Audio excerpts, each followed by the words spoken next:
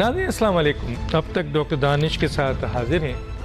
पाकिस्तान की जो मौजूदा इस वक्त सिचुएशन है, ख़ास तौर पे सियासी जो माहौल है, हालात हैं, वो तवज्जो तलब ज़रूर है। एक तरफ इलेक्शन की डेट आ गई है 8 फरवरी, लेकिन अभी भी कई ऐसे हलकों से 8 फरवरी के इलेक्शंस के हवाले से जो है वो यकीन जो सूरत हाल है, यकीनी सूरत हाल है, वो नहीं बन रही है। और इवन मुख्तलिफ सियासी जमातें जो हैं वो इस बात के लिए कह रही हैं कि जी 8 फरवरी में इलेक्शन जो है वो ना हो, आगे बढ़ जाए। कुछ तो उसके लिए जवाब पैदा कर रहे हैं कि जनाब 2 सूबों में लॉ एंड ऑर्डर सिचुएशन है और बर्फ़बारी होगी और वोटर्स सही तौर पर नहीं आएगा। कुछ का ये ख्याल है कि जी यकीनन अगर कुछ दिन आगे बढ़ जाता है तो भी कोई बुरी बात नहीं है, लेकिन कुछ सियासी जमातें इस बात पर बिल्कुल सख्ती से उनका स्टेटमेंट है कि इलेक्शन जो अनाउंस हो चुका है 8 फरवरी को।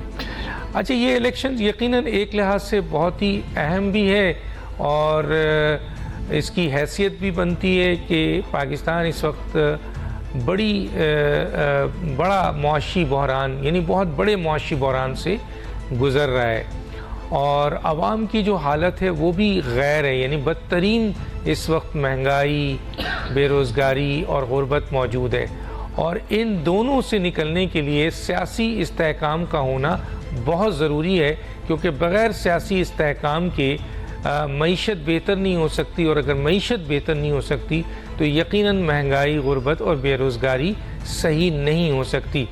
और सियासी अदम इस्तेहकाम के लिए एक बात सामने आ रही थी कि सियासी जमातें इस मौके पे अपने मफादात, अपने इख्तलाफात को भुलाकर मुल्की मफाद को सामने रखते हुए, अवामी मफाद को सामने रखते हुए फ़ैसला करेंगी और सब मिलकर एक एजेंडे पे काम करेंगी। और हो सकता है कि इलेक्शन से पहले मीसाक़ जो है वो जमहूरियत की तरह मीसाक़ मईशत किया जाए और इस पॉलिसी को पे टो किया जाए।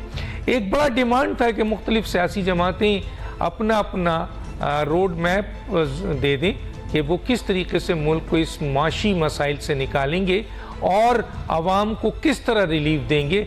सिर्फ ये नहीं कि चीज़ बता दी जाए, बल्कि उसका रोड मैप दे। मसलन कि अगर टैक्स जो है वो कलेक्शन बढ़ाया जाए तो किन सेक्टर में बढ़ाया जाए, कौन लोग नहीं देते हैं, उसका रोड मैप दें।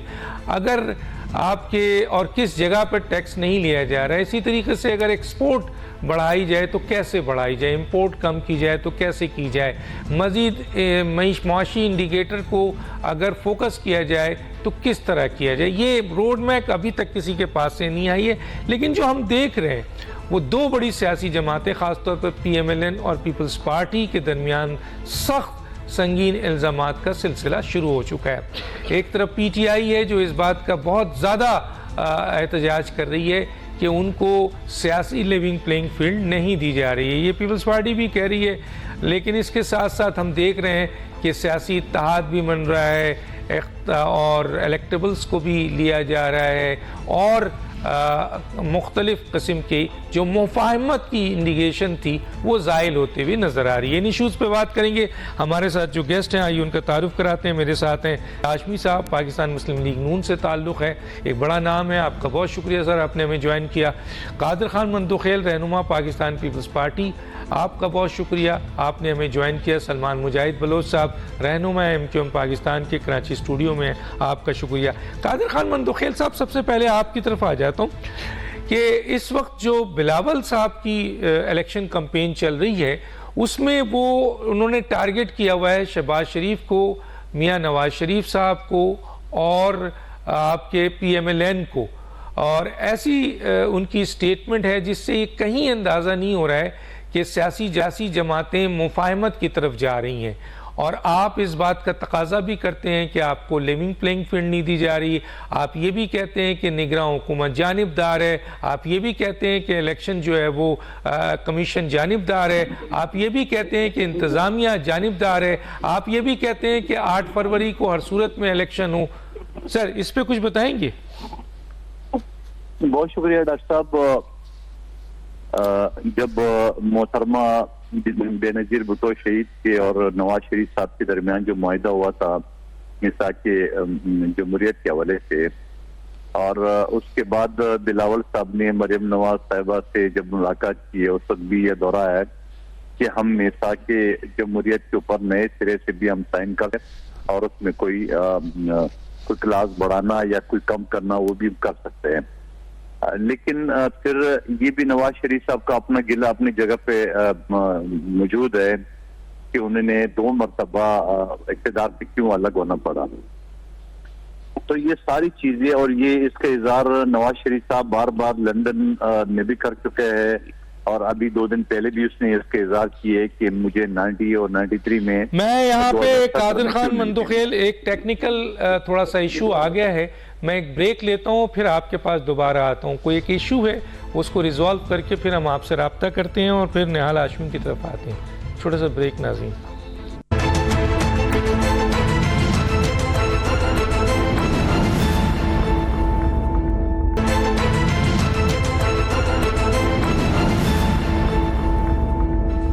वेलकम बैक जी। कादिर खान मंदोखेल साहब, माफ़ी चाहता हूँ, कुछ टेक्निकल प्रॉब्लम था जिसकी वजह से आपको 3 मेहमानों को इंतज़ार करना पड़ा। मैं चाहता हूँ आपका पॉइंट ऑफ व्यू आ जाए। जी कादिर साहब कंटिन्यू करें। जी डॉक्टर साहब, तो मैं अर्ज कर रहा था कि बेनजीर भुट्टो शहीद और मियां नवाज शरीफ साहब के बीच में जो मुआहिदा हुआ था मिसाक जमहूरियत, और फिर उसी को बिलावल साहब ने मरियम नवाज साहिबा के सामने रिपीट किया था। और ये भी हम देखते हैं कि नवाज शरीफ साहब को 2 मरतबा अदालतों से सजा हो गई है और बड़ी एक लंबी जदोजहद है। तो बिलावल साहब ये फरमा रहे थे कि क्या बात है कि इतनी लंबी जमहूरियत करने के बाद आप लाडला बनने के लिए तैयार हो गए, और अगर आप तैयार नहीं हुए हैं तो ये सारी जो तोपों का रुख है वो दूसरी तरफ क्यों है और आपको ये सारे रेड कारपेट क्यों बिछाए जा रहे हैं। और निहाल हाशमी साहब इस चीज की तो यकीनन ना करेंगे, मगर जब नवाज शरीफ साहब लंदन में बैठ के, और बल्कि लंदन से भी पहले ख्वाजा आसिफ का और राना सनाउल्लाह का बयान रिकॉर्ड पे है, जब मीडिया उससे पूछते थे कि नवाज शरीफ साहब कब आएंगे तो वो ये सवाल करते थे कि नवाज शरीफ साहब 0 रिस्क पे आएंगे। तो क्या वो 0 रिस्क वही डील था जो नवाज शरीफ साहब ने ये सारी बातों के बाद उस काम में लिख के देता हूँ अगली मरतबा, यानी 4थी मरतबा हमारी हुकूमत बनी कि मैं वज़ीर आज़म बनूंगा। और फिर हमने पाकिस्तान के हाई कमिश्नर को देखा था जिस तरह वो उनसे मिल रहे हैं, या नादरा के स्टाफ को देख रहे कि उनसे अंगूठे एयरपोर्ट के अंदर लगवा रहे हैं, या एक सर्विंग डीआईजी उनको सलूट मार रहे हैं, और अदालतों ने जिस तरह दरवाजे खोल के और आइए जो रिलीफ लेना है ले लें। निहाल हाशमी साहब एक वकील है, वो अच्छी तरह जानता है कि इस्लामाबाद हाईकोर्ट की अपील का टाइम 20 दिन है। 20 दिन के बाद वो 4 साल बाद आ गए और 4 साल बाद भी प्रोटेक्टिव बेल इसको मिल रही है, जो कि शायद पाकिस्तान की तारीख में ये पहला प्रोटेक्टिव बेल है कि सजा होने के बाद ही प्रोटेक्टिव बेल मिलती है।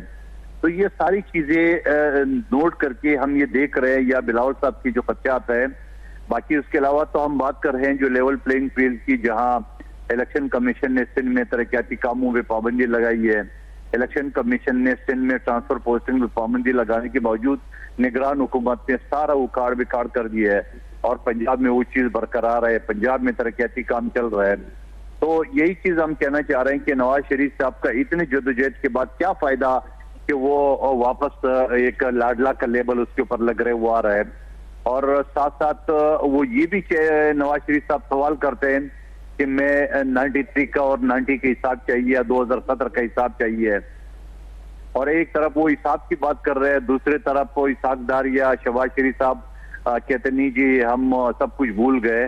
तो ये सारी चीजों में तजाद है, और मैं ये समझ रहा हूँ कि बैठते पॉलिटिकल वर्कर क्या नवाज शरीफ साहब बाहर जैसे आ गए, या इससे पहले वो और मरियम नवाज साहिबा ने जिस तरह अपने आप को पुलिस के हवाले किया है और गिरफ्तार हो गए, तो एक अच्छा एग्जाम्पल था। तो अब अभी भी अगर वो प्रोटेक्टिव बेल के बजाय 2 दिन जेल चले जाते तो 2 दिन जेल आम कैदी के लिए तो नहीं जा सकते थे, वहां भी यकीनन उनको वो एज ए साबिक वज़ीर आज़म उसको ये जो मराहत वो जरूर मिलना था, मगर एक सियासी कद बढ़ जाता, एक सियासी वर्करों को एक सुरखरू हो जाते, सियासी वर्कर ये समझते होंगे कि हाँ जी हम जेलें भी काट रहे हैं, फांसे भी काट रहे हैं, कोड़े भी खा रहे हैं और नाइल भी हो रहे हैं, मगर उसके बावजूद हम अदालतों के सामने सरेंडर कर रहे हैं। लेकिन ये इनका अंदरूनी मामला नहीं है सर, आप क्यों परेशान हैं? नहीं, देखिए मैं हमारी परेशानी ये है कि एक पॉलिटिकल वर्कर के हिस्से से मुस्लिम लीग नून का कोई भी आदमी इन चीजों पे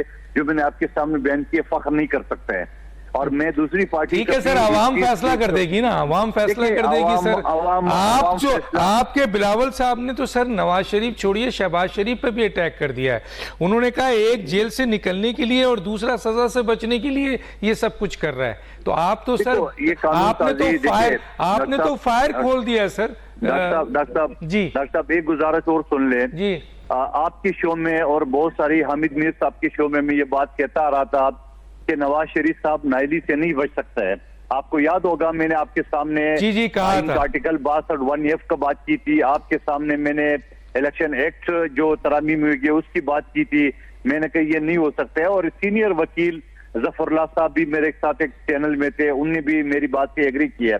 आज देख रहे सुप्रीम कोर्ट की वो आ गई है। आप बहुत खुश हैं इस पे सर, आप खुश हैं? नहीं मैं खुश नहीं हूँ, मैं कभी भी इसी, लेकिन मैं ये कहना चाह रहा हूँ कि जो मैं कानून के तालिब इल्म के हिसाब से मुझे जो एक पता है कि आगे क्या होगा। इलेक्शन वो तो ठीक है, आपको आइन के आर्टिकल के सामने नहीं, आप सही कह रहे हैं, लेकिन इससे आपको खुशी हुई कि मियां नवाज शरीफ साहब की तायात नाइली इलेक्शन एक्ट से खत्म नहीं हुई? नहीं डॉक्टर साहब, मैं एक पॉलिटिकल वर्कर हूँ, कभी भी मैं किसी सियासी आदमी के खिलाफ या उनके इंतकाम के माध्यम, लेकिन मुस्लिम लीग नून वाले इस खुशफहमी में क्यों थे कि वो नाइली जो है ना वो 5 साल, एक तरफ आप कह रहे हैं अदलिया सपोर्ट कर रही है, एक तरफ कह रहे हैं आपके जी फौज सपोर्ट कर रही है और दूसरी तरफ अदलिया उनके खिलाफ दे रही है, तो ये तो तजाद नहीं तजाद नहीं है। डॉक्टर साहब दोबारा सुन ले, मैं अभी भी कहता हूँ अदलिया ने उनके लिए दरवाजे खोल दिए। मैं अभी भी कहता हूँ एस्टेब्लिशमेंट ने रेड कारपेट बिछा दिए, वो तो मैं कहता हूँ। तो फिर ये क्या है? मैं साथ साथ ये कहता हूँ एज ए कानून ये भी तो चीफ जस्टिस के रिमार्क्स है सर, ऑब्जर्वेशन है जो इनके खिलाफ चली गई। डॉक्टर साहब दोबारा सुन ले, चीफ जस्टिस की वही है जो मैं एक महीने से मुख्तलिफ चैनल पे कहता आ रहा हूँ कि बाबा इलेक्शन एक्ट की कोई हैसियत नहीं है आइन के आर्टिकल 62 1F के सामने। आज वही सुप्रीम कोर्ट की चीफ जस्टिस ने कहा तो सही है, ये तो मैं तो ये बात करूं जो मैं बात एक महीने से करूं, आज चीफ जस्टिस ने एक महीने के बाद मेरी बातों को तायद की, मैं तो ये कह रहा हूं आपके सामने। अच्छा ठीक है, मैं फिर ऐसा करता हूं कि जरा निहाल हाशमी साहब से पूछ लेता हूं। निहाल हाशमी साहब लाइन पे हैं?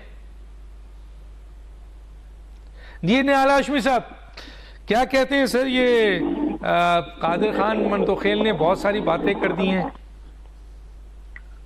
कादिर खान बिस्मिल्लाहिर्रहमानिर्रहीम, कादिर खान मंदोखेल हमारे भाई हैं और बड़े मजबूर हैं। उनके पास कुछ बोलने को ही नहीं था।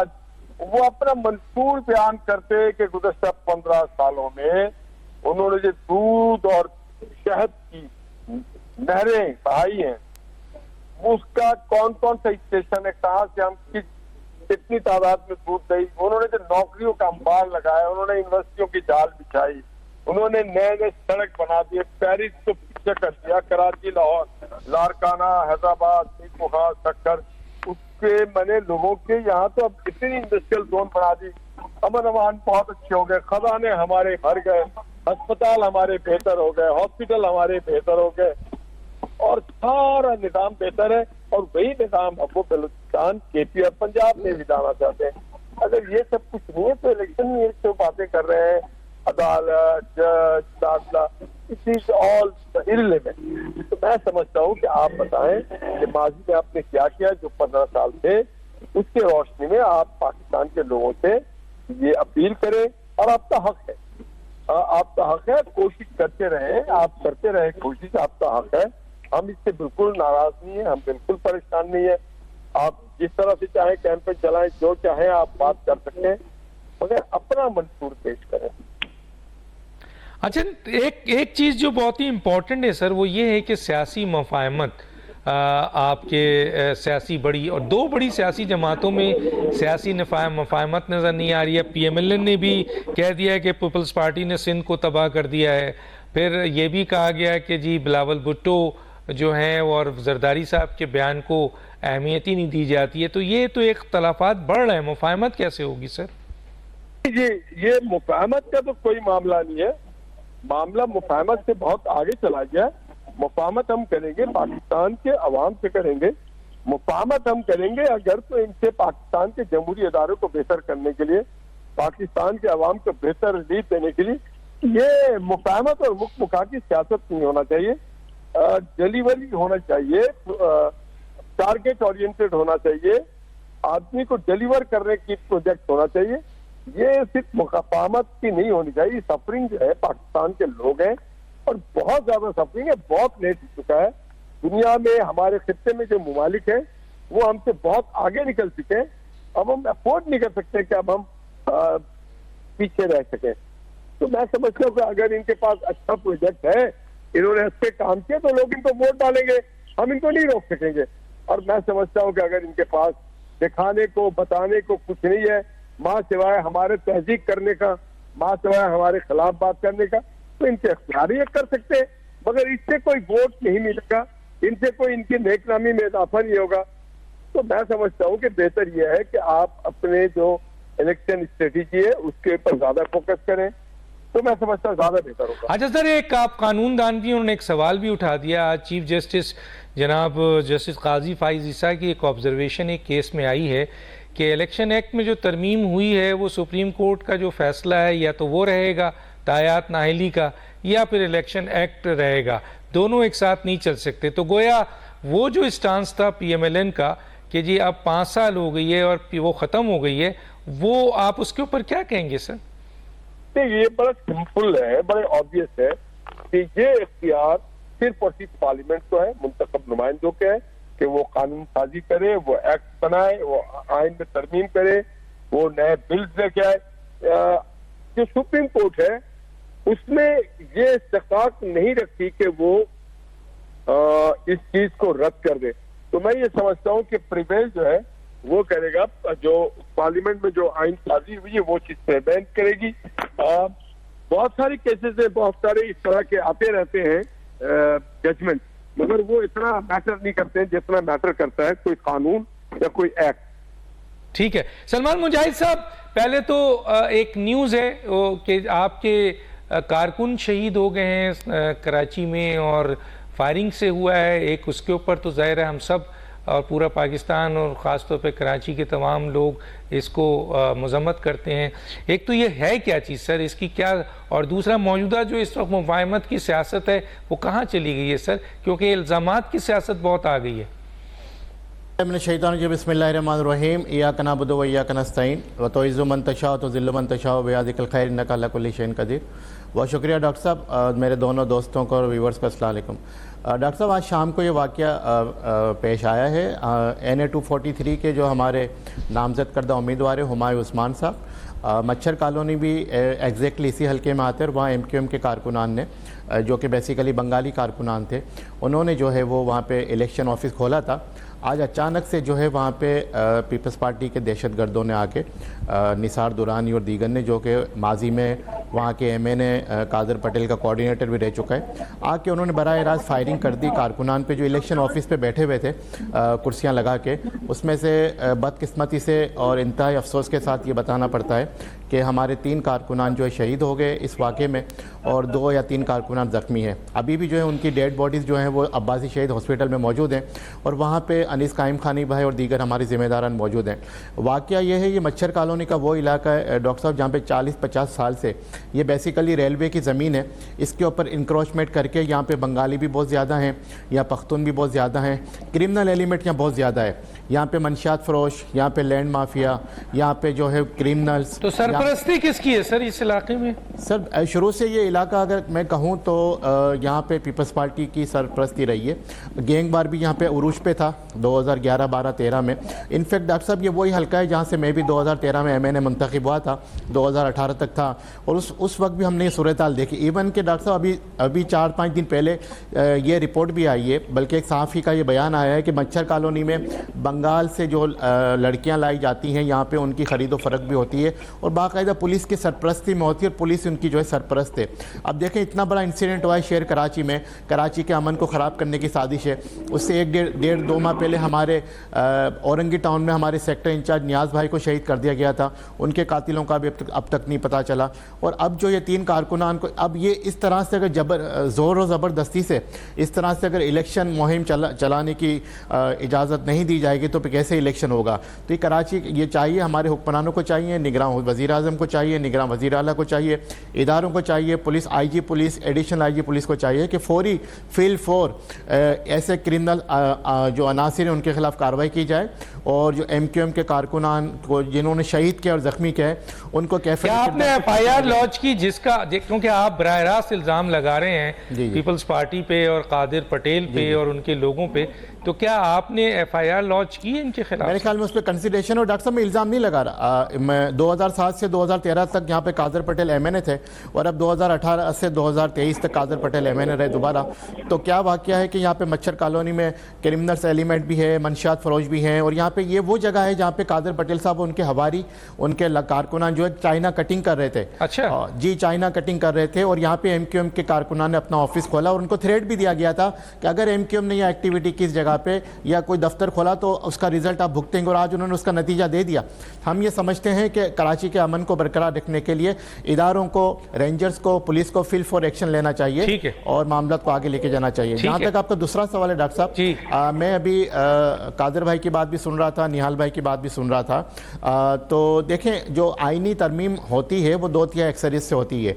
ये इलेक्शन एक्ट 2017 में भी एक कानून का एक तालिब इल्मी हो और वकील भी हों, तो मैं ये समझता हूँ कि आज जो चीफ़ जस्टिस सुप्रीम कोर्ट के जो रिमार्क्स आए हैं अगर हम उनको सीरियसली ना लें तो ये मेरे ख्याल में ख्वाब गफलत में रहना होगा। उन्होंने ये कह दिया है कि जो सुप्रीम कोर्ट के जो नाअहली का फ़ैसला है जो कि लाइफ टाइम है 60(1)(f) में वो बरकरार रहेगा। और जो आपने जो अमेंडमेंट्स किए हैं वो आपने इलेक्शन एक्ट 2017 में किए हैं, आपने कॉन्स्टिट्यूशन ऑफ पाकिस्तान में नहीं की, तो ये आपको थोड़ा बाद ये नज़र में रखना चाहिए। और फिर 4 दिन पहले इस्लामाबाद हाई कोर्ट में भी इसी किस्म का एक सिलसिला हुआ जहाँ पे नवाज शरीफ साहब की जो अपील है उसको ये फैसला किया गया कि मेरिट पे सुना जाएगा और केस को जो है रिमांड बैक नहीं किया गया। अब जहाँ तक सिनारियो की बात है, मुल्क पाकिस्तान में काफ़ी स्पेकुलेशन चल रहा है, काफ़ी अफवाहें चल रही हैं इलेक्शन को आगे बढ़ाने की, मामला भी चल रहे हैं। आपने अपने इंट्रो में भी बताया अमन व अमान के मामला हैं। 2 दिन पहले वज़ीर दाखिला ने प्रेस कॉन्फ्रेंस भी की, मौलाना फजल रहमान पे हमले का भी बताया। कोई कह रहा है बर्फ़बारी होगी, कोई कह रहा है सर्दी होगी, कोई कह रहा है मामला ख़राब है। इलेक्शन तो पहले भी होते रहे, चाहे 2013 का इलेक्शन जो था MQM पे ख़ास करके शहर कराची में तालिबान का डायरेक्ट थ्रेट था। MQM को, ANP को, मुस्लिम लीग नून को, सिर्फ और सिर्फ यहाँ पे थ्रेट किसको नहीं था? PTI को नहीं था। इसी तरह से 2018 में भी सिर्फ और सिर्फ इमरान खान की जमात को थ्रेट नहीं था, उनको तालिबान ने जो है अपना भाई कहा था, उनके लिए लेटर भी निकाला था। MQM को और दीगर जमातों को डायरेक्ट थ्रेट था। हमने तो पहले भी दहशतगर्दी के माहौल में जो है वो इलेक्शन चलाइए। ठीक है जनाब कादिर पटेल साहब, वो कादिर मंदुखेल साहब, सॉरी, क्या ये तो बड़े संगीन इल्जामात लग गए सर, ये इलेक्शन का माहौल आप तबाह कर रहे हैं, क्या कर रहे हैं, ये क्या चीज है सर? डॉक्टर साहब असल में सलमान मुजाहिद बलोच साहब जो ना वो जज्बाती और अभी पूरा वाकया का मालूमात गरबल इसके पास नहीं है। ये जो बंदा मारा गया सिराजी, जिसका नाम है, इसका भाई अयूब का काउंसलर था और इसने एक पश्तून को जो कि किसी से और सियासी जमात से ताल्लुक था उसको समंदर में कत्ल करके उसका बाकायदा केस चल रहा था। और उसके बाद आज उन लोगों ने उसके ऊपर अटैक किए हैं और वो बाकायदा वो लोग सियासी जमात के जो कि पीपल्स पार्टी नहीं है, किसी और सियासी जमात के, वो गिरफ्तार भी हो चुके हैं। तो मैं ये समझ रहा हूँ कि खामखा जो ना वो कादिर पटेल साहब पर या पीपल्स पार्टी के ऊपर इल्जाम लगाना, तो मेरे ख्याल में इसने जल्दबाजी से काम लिया है। क्योंकि अभी आपके सामने जब कारकुन गिरफ्तार हो चुका है, वो जो कातिल है गिरफ्तार हो चुके हैं, नहीं होना चाहिए। जो भी एक दुश्मनी है तो भी हम उसकी मजम्मत करते हैं, मगर वो लोग गिरफ्तार हो चुके हैं। लेकिन सर ये निसार की बात कर रहे हैं, वो ये कह रहे हैं कि वो कादिर पटेल साहब के बहुत करीबी साथी है, कोऑर्डिनेटर है, वो कह रहे हैं। नहीं, मुझे नहीं पता कि कोऑर्डिनेटर कौन है, लेकिन जो लोग गिरफ्तार हुए हैं वो किसी सियासी जमात से उसका ताल्लुक है। और वो ये जो बंदा मारा गया है ये अभी चंद साल पहले उसने उनकी बेटे को कत्ल किया है, तो गालबन ये वही जाती दुश्मनी का है। इसी वजह से मैं कह रहा हूँ कि सलमान मुजाहिद साहब गलबन कोई जो ना वो जल्दबाजी में ये बयान दे रहे हैं। कल तक ये सारी चीजें आपके सामने आ जाएगी और वो पूरा कारकुनान जो शहीद हो गए वो इलेक्शन ऑफिस के बाहर बैठे हुए थे एमक्यूएम पाकिस्तान के, क्या यही मौका मिला, यही जगह मिला बदला लेने का? मुजाहिद साहब मैं आपकी बात के वो इनकार नहीं करूं, मैं तो सिर्फ आपकी बात का ये जवाब दे रहा हूँ कि वो जिन लोगों ने ठीक किए हैं जो कि इंतहाई मैं कहता हूँ मुनासिब और जालमाना वो है, मगर मैं सिर्फ आपसे ये करूँ कि आप तोपुम का रुख पीपल्स पार्टी के या कादर पटेल साहब की तरफ करे, वो लोग गिरफ्तार हो चुके हैं सियासी जमात के, तो आप वो मालूमात कर ले, वहाँ पे वो मैं नाम ले रहा हूँ सियासी जमात को गिरफ्तार हो चुके हैं। तो जब वो गिरफ्तार हो चुके हैं तो कादर पटेल का पीपल्स पार्टी का क्या वास्ता, वो तो बाकायदा सियासी जमात के लोग हैं, वो गिरफ्तार हुए हैं। ये मेरा सब जवाब है। वो कोऑर्डिनेटर रहा है कादर पटेल का, पीपल्स पार्टी का, लैंड माफिया का सरपरस्त रहा है, क्रिमिनल एलिमेंट को पनाह देता रहा है, गैंगवार के साथ वो रहा है, तो वो वहाँ पे मंशियात फरोशी में इन्वॉल्व है। पार्टी का कैसे हो सकता है? मैं ये कह रहा हूँ कादर मंदोकी साहब, मेरा ये सवाल है, सुने कादर मंदोकी साहब, मेरा ये सवाल है कि अगर उस बंदे ने उसके भाई को कत्ल किया था तो आज वो इलेक्शन एमक्यूएम पाकिस्तान का कारकुन बनके एमक्यूएम पाकिस्तान के इलेक्शन सेल ऑफिस पे बैठा हुआ था, वहां के कत्ल क्यों किया? और उसी जगह पे कत्ल क्यों किया कि जहां पे थ्रेट दिया गया था कि यहाँ पे एमक्यूएम का दफ्तर नहीं खोलना, इनको पहले बताया गया था एक्टिविटी नहीं करना। ये तो सलमान साहब आप बता रहे हो ना, ये बाय डिजाइन हुआ है। मैं कह रहा हूँ कि आप हकीकत का इंतजार इसलिए मैं बता रहा हूँ आपको कि हमारे जो वहाँ के खुद मान रहे हो वो बंदा कातिल था, वो बंदा जाती दुश्मनी थी और उसके बाद वो आपका सारा लेके या मुझे अफसोस है, बैठा हुआ है, मुझे अफसोस है कि 3 इंसान कत्ल कर दिए गए। कादर मंदोखेल साहब, मुझे अफसोस है कि 3 इंसान कत्ल कर दिए गए और आप कातिल की जो है हिमायत कर रहे हैं। मैं नहीं कर रहा हूँ हिमायत, मैं कह रहा हूँ मैं आप उसको जस्टिफाई कर रहे हैं, आप उसको जस्टिफाई कर रहे हैं कि उसने उसके भाई को मारा था समंदर में ले जाके, इसलिए उसने आगे उसको मार दिया। कि वो लोग गिरफ्तार हो चुके हैं तो उसका पीपल्स पार्टी से क्या वास्ता हो सकता है? कातिल को कातिल तो कहे ना, जमात के लोग हैं। आप कातिल को कातिल कहें, आपका भी वहाँ पे कभी दफ्तर हुआ करता था मच्छर कॉलोनी में। मैं तो कहता हूँ बड़े जाति दुश्मनी है, फिर भी नहीं होना चाहिए।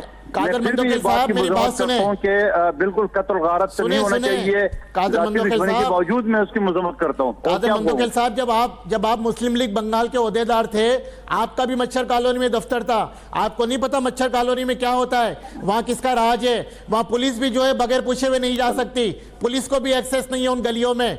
आप तो वहां पर रहे हैं, आपको तो पता है। अब आप मेरे जवाब सुन ले, अब मैं तो नहीं चढ़ना चाह रहा था, आपने खुद बोल दिए, तो डॉक्टर साहब आप मेरे जवाब भी सुन ले। मैं वहां पे जब सियासी एक्टिविटीज कर रहा था तो एमक्यूएम के लोगों ने मेरे दफ्तर को जलाया और जलाने के बाद एक बंगाली ने दूसरे बंगाली को चाकू मारा 25 लोगों के सामने। कब की बात है मंदोखेल साहब? लाश उठा के फारूक सत्तार प्रेस कॉन्फ्रेंस के सुन ले, कब की बात है? अगर हमारे एमक्यूएम के लड़के ने जलाया तो आपने कोई एफआईआर करवाई उसकी? सुन ले, आपने उसको गिरफ्तार करवाया? अब आप बिला वजह जो इल्जाम लगा रहे हैं, आप सुन तो ले, आप इल्जाम क्यों लगा रहे हैं? सुन ले, आपने कोई एफआईआर करवाया उसकी? आपने उसको गिरफ्तार करवाया? आप हौसला रखे, जवाब तो सुन ले। मैं आपको पूछ रहा हूँ ना, जवाब सुन लेना, जवाब सुन ले। नहीं जवाब नहीं, डायरेक्ट इल्जाम लगा रहे हैं कादर मंदोखेल साहब। इसका मतलब कि आज जो एमक्यूएम के 3 कारकुनान को शहीद किया गया है उसमें भी कादर मंदोखेल साहब भी जो इन्वॉल्व है, क्योंकि ये भी पीपल्स पार्टी के एमएनए रहे, ये भी पीपल्स पार्टी के रहनुमा है, ये भी जो है पीपल्स पार्टी को सपोर्ट कर रहे हैं, मुझे कादर पटेल को सपोर्ट कर रहे हैं, पीपल्स पार्टी के गुंडों को, पीपल्स पार्टी के दहशतगर्दों को, पीपल्स पार्टी के दरिंदों को सपोर्ट कर रहे हैं। ये अगर ये कहते हैं कि मेरा दफ्तर जलाया था तो उस दफ्तर के जलाने, चले मैं निहाल हाशमी से इस इशू पे बात कर लेता हूँ। मेरे जवाब सुन ले, चले वो जवाब आप दे ना, फिर दीजिए। मैं तो कह रहा हूँ, तो फिर एफआईआर बताया ना, क्यों बोल रहे हैं? सलमान साहब आखिरी जुमला उनका सुन ले, उनको बोलने तो दे, जवाब आप डायरेक्ट में कैसे बोलने दो? डॉक्टर साहब वो डायरेक्ट इल्जाम लगा रहे हैं एमक्यूएम पे कि मेरा दफ्तर जलाया। मुझे कोई एफआईआर की कॉपी दिखा दे, उस बंदे की गिरफ्तारी दिखा दे, उस बंदे का ट्रायल दिखा दे, किसी कोर्ट ने इसको सजा दी। डॉक्टर साहब सुन ले, जी बोले बोले बोले। ये इनका उम्मीदवार था एमक्यूएम का शेख फिरोज बंगाली, जो कि आजकल वो पीपल्स पार्टी में है। वो उन्होंने क्या किया है, से ताल्लुक ही नहीं है, एमक्यूएम से था। फिरोज बंगाली कमेटी का सरबराह है। आप नहीं, आपका कैंडिडेट था, आपका कैंडिडेट था। आप 2008 में देख ले, किसी पूछ ले,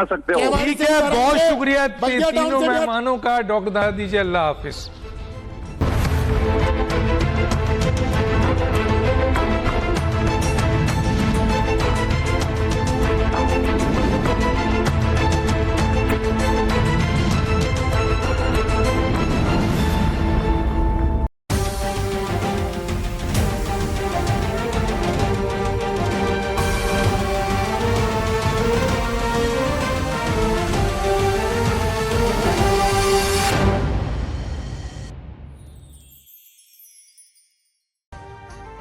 अभी सब्सक्राइब करें ताकि कोई खबर रह न जाए।